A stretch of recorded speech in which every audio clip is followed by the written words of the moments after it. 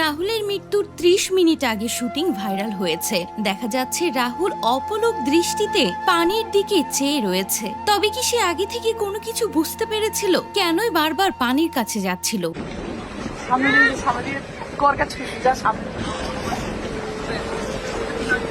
কেনই বা পানির দিকে চেয়েছিল রাহুল? এমন প্রশ্ন উঠেছে সোশ্যাল মিডিয়ায়। আসলে কি ঘটেছিল রাহুলের সাথে? 30 মিনিট আগেও সুস্থভাবে এই হলুদ জামাটি পরে সে শুটিং করছিল। একেবারে সমুদ্রের ধারেও যেতে দেখা যায় রাহুলকে। হুট করে কি এমন ঘটে গেল যে সে না ফেরার দেশে পাড়ি জমালো?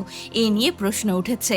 কেউ কেউ তো বলছে সিরিয়ালের নায়িকা শ্বেতাকে বাঁচাতে গিয়েই রাহুল পানিতে তলিয়ে যায়, আর শ্বেতাকে তাড়াতাড়ি উঠাতে পারলেও রাহুলকে উঠাতে দেরি হয়ে যাওয়ায় রাহুল নাকি সমুদ্রের গভীরে তলিয়ে যায়। 1 ঘন্টা পর তাকে খুঁজে পাওয়া যায়। খুঁজে পাওয়ার পরও তিনি বেঁচে ছিলেন, কিন্তু মাঝপথে যেতে যেতে ট্রাফিক জ্যামে পড়েই দেরি হয়ে যায়। হাসপাতালে নিয়ে গেলে চিকিৎসক তাকে মৃত ঘোষণা করেন। রাহুলের মৃত্যুতে এখন বিতর্ক সৃষ্টি হয়েছে।